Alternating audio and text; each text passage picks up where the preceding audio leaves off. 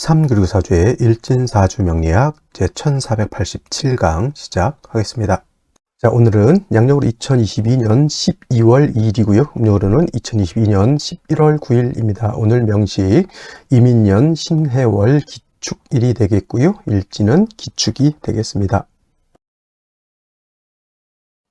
자, 오늘 살펴볼 사주 명식 일간 기토일간이 되겠고요. 기토일간이 태어난 월령은 해월이 되겠습니다. 해월에 기토가 태어나게 되면 어떻게 사주를 배합하는 것인지 알아보겠습니다. 제일 먼저 일간 기라고 하는 천간이 될 것이고요. 이 기라고 하는 천간 10개의 천간 중에서 6번째 천간이 되고 오행으로 구분하게 되면 토가 됩니다. 기토가 되는 것이죠.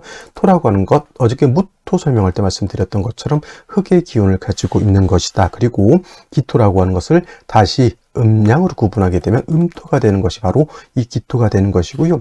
어저께 무토라고 하는 것 같은 흙의 기운이지만 얘는 양의 기운을 가지고 있는 양토라고 말씀을 드렸습니다. 그래서 음의 기운을 가지고 있는 기토, 그 다음에 양의 기운을 가지고 있는 무토 둘로 구분하게 되는데 어제 무토는 고항토라고 해서 개념이 양의 기운은 크고 넓고 그 다음에 높은 개념이라고 해서 산 같은 거 평야 또는 광야 같은 아주 무지막지하게 큰 개념의 토라고 말씀을 드렸고요. 오늘 공부하는 기토인 음토는 전원토라고 합니다. 전원토의 비유를 하는데 전이라고 하는 것은 밭전자죠. 논밭과 같은 개념, 원은 정원과 같은 개념, 뭐 과수원도 해당이 될 수가 있겠고 텃밭 같은 개념, 텃밭은 문전옥답이라고도 이렇게 표현하고요. 아주 작은 개념으로서 분토라고도 이렇게 설명하죠. 분자, 동의분자라고 해서 이거는 화분 속에 담겨져 있는 작은 토라고 이렇게 볼 수가 있겠습니다. 또 어저께 공부했던 무토라고 하는 것은 큰 개념의 토이면서 물기가 있다 없다 건토 또는 조토라고 또 이렇게 표현하는 것이고 기토라고 하는 것은 반대로 물기를 가지고 있는 습토가 돼서 이는 습리라고도 하고요. 니사라고도 이렇게 표현하죠. 그래서 물숫자로 이렇게 가지고 있습니다. 그래서 습리, 니사라고 해서 물기를 자작자작하게 가지고 있는 그러한 비옥한 토를 기토라고 이렇게 표현하죠. 자, 무토라고 하는 거 어저께 설명드렸던 것처럼 크고 넓고 높은 개념의 후중한 그런 토가 되죠. 토라고 하는 것은 많아지면 많아질수록 두터워지고 토라고 하는 것은 많아지면 많아질수록 무겁게 되죠. 토라고 하는 것이 많아지면 다져지게 되죠. 꽁꽁꽁꽁 다져져서 울체되고 막히게 된다, 색채가 된다 이렇게 표현하게 되는데 그래서 무토라고 하는 것은 왕해지게 되면 간목으로서 소토해야 된다라고 하는 개념이 성립되는데 기토는 작은 토이기 때문에 그렇게까지 왕하더라도 울체되고 막히게 되는 그러한 현상은 나타나지 않습니다. 그래서 기토는 기본적으로 왕하더라도 간목이라든가 을목 같은 관사를 쓰기보다는 병화로서 기토가 따뜻하게 온토해주면 좋을 것이고요. 개수로서 기토가 마르지 않도록 윤토해주면 좋을 것이다 라고 해서 기토라고 하는 것은 사시사철 병화와 개수로서 배합을 하고요. 병화 개수가 없을 때는 당연히 정화 또는 정화와 임수죠. 정화와 임수로서 배합할 수도 있지만은 자, 병화 개수를 쓸 때보다 정화 임수를 쓸 때는 국세가 좀 많이 떨어진다 정도 이렇게 생각하시면 되겠습니다. 자, 이 정도 기토는 보시고요. 병화를 우선해서 쓸 것인지 아니면 개수를 우선해서 쓸 것인지는 뭐에 따라 다르다? 월령이 어느 월령이냐에 따라서 뭐 특히 4, 5, 미월 같은 경우는 더우니까 개수를 먼저 쓰는 것이고 지금처럼 해월, 자월, 축월 같은 경우에는 춥기 때문에 병화를 먼저 쓴다. 이 정도는 기본적으로 우리가 유추해 볼 수 있는 것입니다. 자, 그러면 기토에 대해서 알아봤으니 이제 기토가 태어난 월령, 해월에 대해서 한번 알아보도록 하겠습니다. 자, 기토 일간이 태어난 월령, 해월이 되겠습니다. 해월은 절기로 보게 되면은 입동이죠. 입동과 소설로 구분이 되어 있고요. 자, 입동이 되면서부터 계절은 겨울로 접어들게 된다. 입동을 기준으로 해서 이전은 가을이고요. 입동을 기준으로 해서 이후가 겨울이 된다. 해월만 겨울이 아니라 해월, 자월, 축월 모두 방향은 북방이면서 겨울이 되죠. 해월은 초동이라고 합니다. 또는 맹동이라고 해서 초겨울에 의미를 가지고 있고요. 자월도 마찬가지고 축월도 마찬가지로 겨울이라고 하는 것은 엄동설한이라고 하는 계절, 엄청나게 춥습니다. 비가 오는 것이 아니라 눈이 내리고요. 서리는 벌써 가을에 내리는 것이고 눈보라가 치는 그런 혹한의 그런 기후가 되는 것이고, 남자들 군대 갔다 오신 분들은 혹한기 훈련 생각하시면 되겠습니다. 혹한기 훈련, 여름에는 혹서기 훈련이죠. 혹서기 같은 경우에 너무 더운 훈련을 안 하는데 혹한기는 추울 때는 훈련을 하더라고요. 그죠? 엄청나게 춥다라고 하는 것, 남극 대륙을 연상해야지만 해자축어를 이야기할 수 있다. 반드시 뭘 해줘야 된다? 남방 조후를 해줘야 된다. 해자축어에는 춥기 때문에 뭐가 필요하죠? 절대적으로 화를 얻어야 된다. 이때 화라고 하는 것은 조후를 위해서 쓰는 것이니까 정화보다는 병화를 얻는 것이 좋고요. 그러면 선생님, 병화 없으면 정화는 필요 없으니까 병화 없으면 정화라도 써야 됩니다.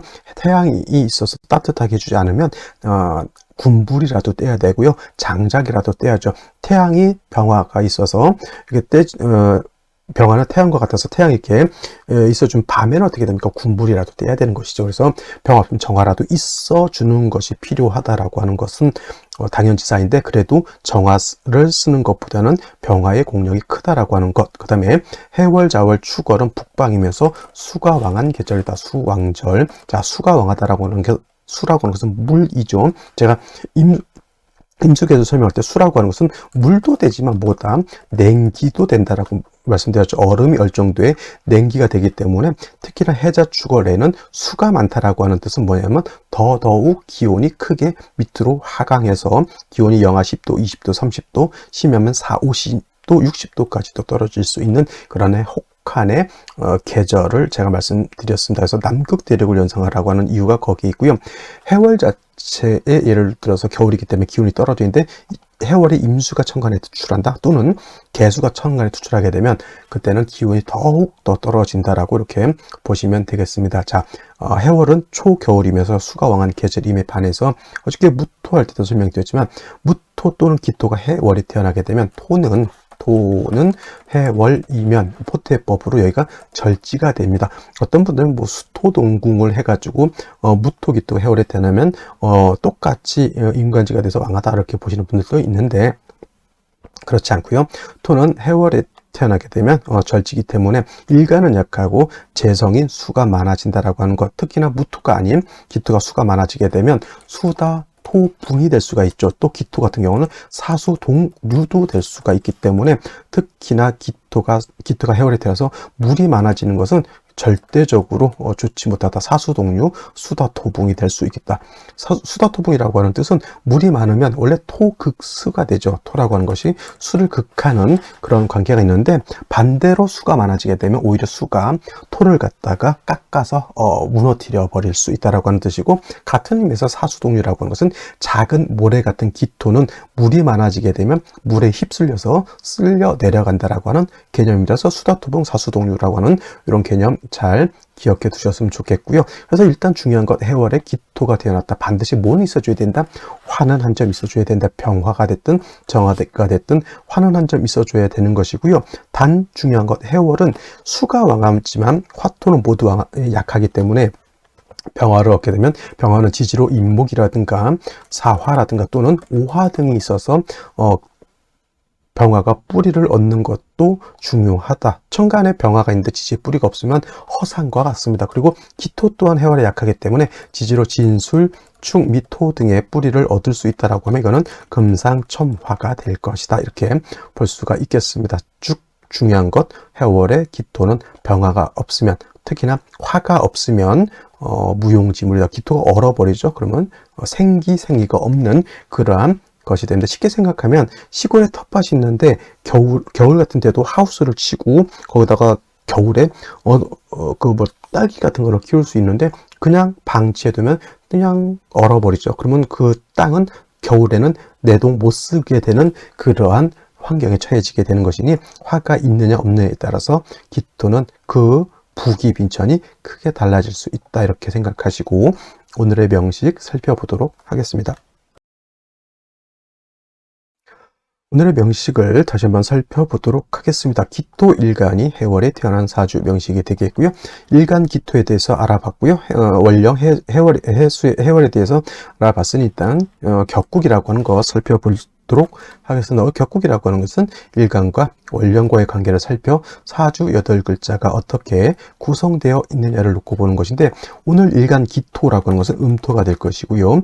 해수라고 하는 것은 체는 음이지만, 몸체는 음이지만 쓰는 것은 양으로 써서 해수는 양수가 됩니다. 그래서 음대 양의 관계가 성립되죠. 토라고 하는 것은 수를 극하는 관계가 있으니 내가 극한다고 해서 아극자가 되는 것이고요. 아극자는 육친으로 보게 되면 재성이라고 이렇게 부르게 됩니다. 자, 재성은 다시 두 가지로 구분해 볼 수가 있는데, 재성은 정제와 편제로 이렇게 구분해 볼 수가 있겠죠. 정제라고 하는 것은 일간과 재성과의 관계가 양대음 또는 음대양으로서 음양의 조화가 맞으면 정제가 되는 것이고, 편제라고 하는 것은 일간과 재성과의 관계가 양대양 또는 음대음으로서 음양의 조화가 맞지 않으면 이는 편제가 되는 것인데, 오늘은 음대양의 관계가 성립이 되는 것이 기토가 해월에 태어났게 되면 일단은 뭐다? 그죠? 정제격이 된다. 즉 정제격인데, 중요한 건 해월은 수가 왕하고 일간 토가 약하니 신약 제왕한 사주 또는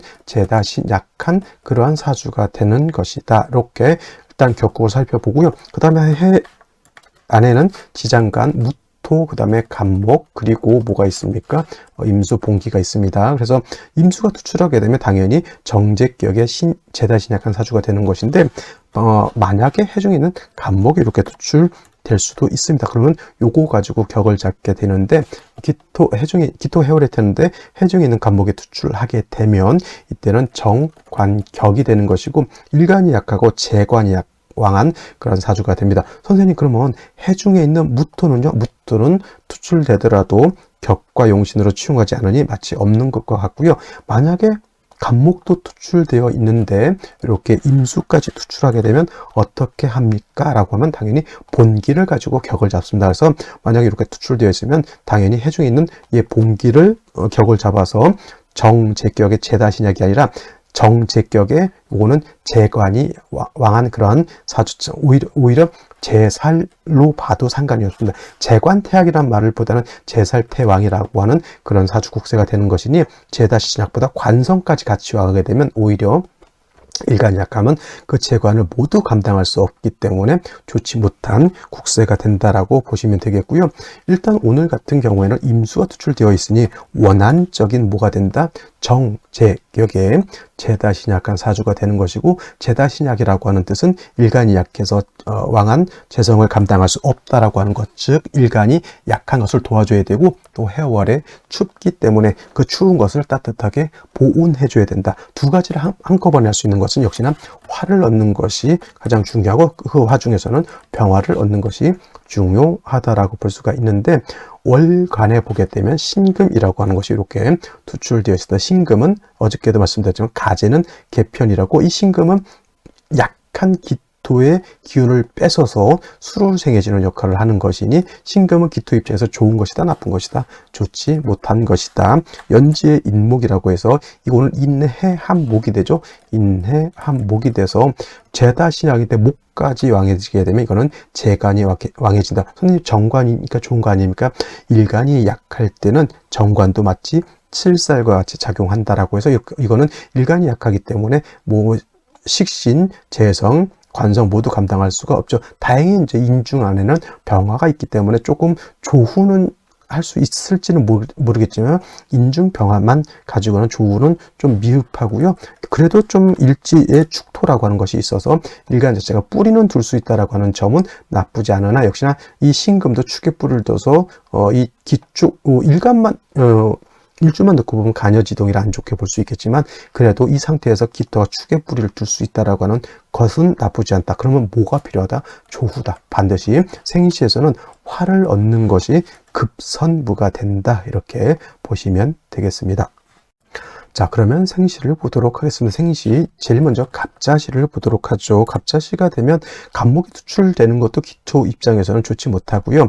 그 다음에 해월에 자수 축을 보게 되면 이건 방합을 형성합니다. 방합. 그래서 해자축 완전 방합을 형성하게 되면 수가 너무너무 왕해져 있다라고 하는 것, 거의 사수동류의 뭐가 된다? 수다토봉이 될 수 있을 정도의 수가 많아져 있는 것이고, 또 목이라고 하는 것이 정관이지만 일간을 자꾸 극하려고 하는 그런 한 상황에서 화가 매우 부족한 것이 바로 갑자시가 되는 것이고, 을축시 같은 경우에는 이렇게 축토 두 개를 얻어서 일간 자체가 뿌리를 이렇게 둘 수 있다 하더라도 인해한목한 을목이 투출하게 되면 기토 입장에서 을목은 칠살이죠. 칠살이 나를 공격하는 그런 국세. 신금이 있어서 얘를 제해줄 것 같지만은 임수가 옆에 있으면 신금의 정신은 반 이상은 임수를 생하는 쪽으로 흘러가기 때문에 신금이 을목을 파하기가 좀 어렵다 정도 이렇게 생각하시면 좋을 것 같습니다. 그리고 병인시가 되면은 목이 왕해진 것은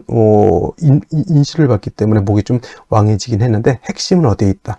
병화에 있습니다. 이 병화는 인의 뿌리를 두고 여기 시지에 있는 인의 뿌리를 뒀죠. 연에 있는 인의 뿌리를 뒀기 때문에 해월에 임수가 투출해서 엄청나게 겁나게 억수로 추운 상황에서 병화 투출하게 되면 따뜻하게 조후할 수 있는 그러한 용신이 되는 거죠. 용신 저것은. 그래서 병인시 같은 경우에는 저는 나쁘지 않게 보게 되겠고요. 그 다음에 정묘시가 되면 똑같이 화가 천간에 투출되어 있다 하더라도 말씀드렸던 것처럼 병화의 공력하고 정화의 공력은 엄청난 차이가 있다.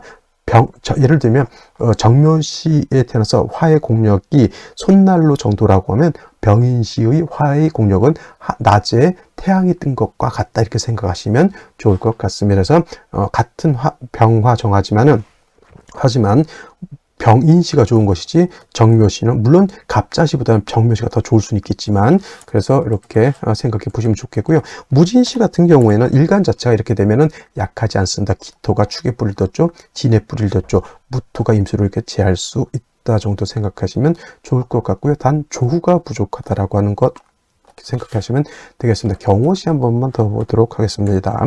경호시가 되면 이제 오화의 뿌리를 뒀죠. 그 다음에 경금이 투출해서 이렇게 수를 생하는 것인데, 기사시 같은 경우는 사축 회금이 되기 때문에 기사시도 화를 보지만은 저 같은 경우는 차라리 그럴 것 같으면 경호시를 보고 운이 목화운으로 가는 것이 좀 바람직하지 않을까 이렇게 생각해 보게 되죠. 제일 좋은 건 제가 봤을 때 병인시를 얻는 것이 제일 좋은데, 아이를 낳는데 3시 반에서 5시 반 정도 되기 때문에 이때 아이를 낳을 수 있을지는 모르겠고요. 임신 계유시, 을해시 같은 경우는 겨울에 수가 다시 많아지게 되는 것이니 좋지 못하다 이렇게 말씀드리겠습니다. 자, 오늘 여기까지 설명드리도록 하고요. 금요일 불금 잘 보내시기 바랍니다. 감사합니다.